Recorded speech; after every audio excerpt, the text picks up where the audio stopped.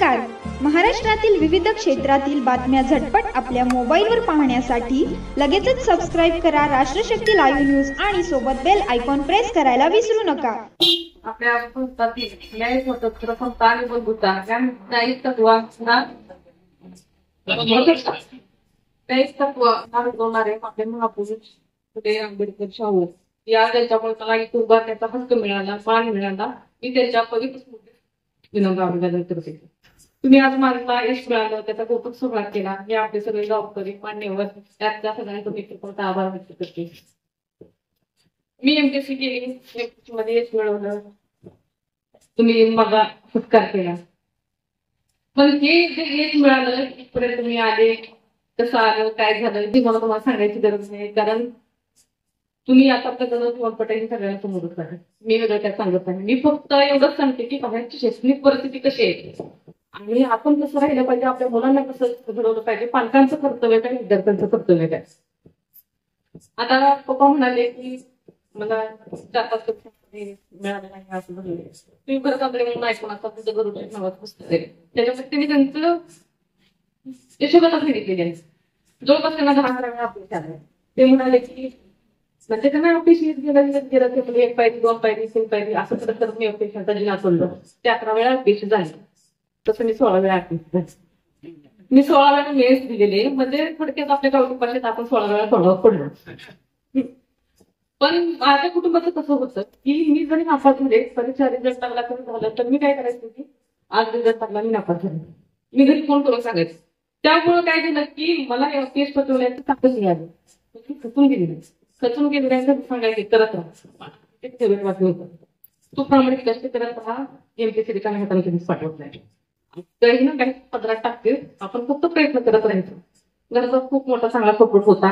नानांची तो होती काय, त्या तत्वांना धरून आम्ही 3 मुलं चाललो, त्याच्याशी प्रामाणिक राहिलो. त्यांनी आमच्यावर विश्वास ठेवला आणि हा दिवस उजाडला थोडक्यात. ज्यावेळेस आम्ही कॉलेजमध्ये होतो, परिस्थितीचं सांगायचं विशेष ना तुम्हाला सगळ्यांना सगळंच माहिती आहे.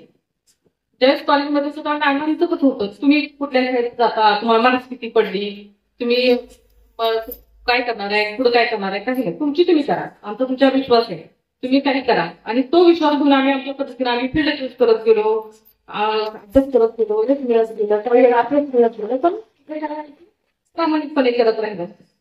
आता प्रश्न असा झाला की आताच्या ज्या नवीन पिढीने करायचं काय. मी कुणालाही म्हणत नाही तुम्ही स्पर्धा परीक्षा करा, आम्ही केलं तुम्ही करा असं मी अजिबात म्हणत नाही. कारण बाहेर इतकी भयानक परिस्थिती आहे, खूप स्पर्धा आहे. भयानक स्पर्धा अरविंद पाहिजे तसं होतं. डायरेक्ट तुम्हाला आयुष्य दिसायला लागतं. सगळ्यांना असं वाटतं की अरे इतकं ब्राईट फ्युचर आहे, म्हणजे आपण करायला काय हरकत आहे. पण स्वतःच त्यांना चित्रवाट ठेवल्यासारखं आहे. पहिल्यांदा तुम्ही काय करा, पहिल्यांदा शिक्षण चांगलं घ्या.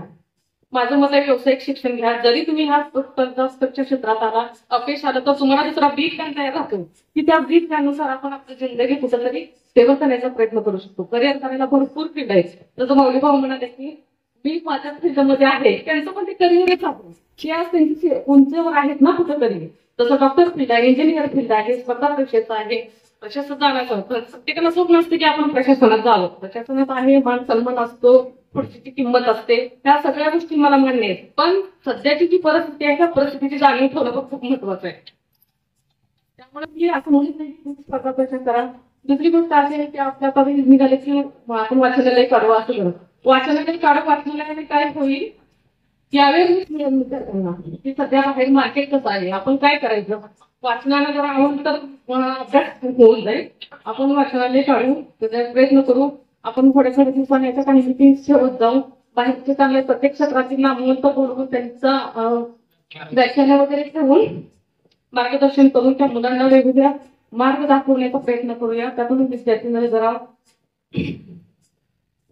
सफल होण्याचा प्रयत्न होईल त्यांचा. मी एवढंच बोलू.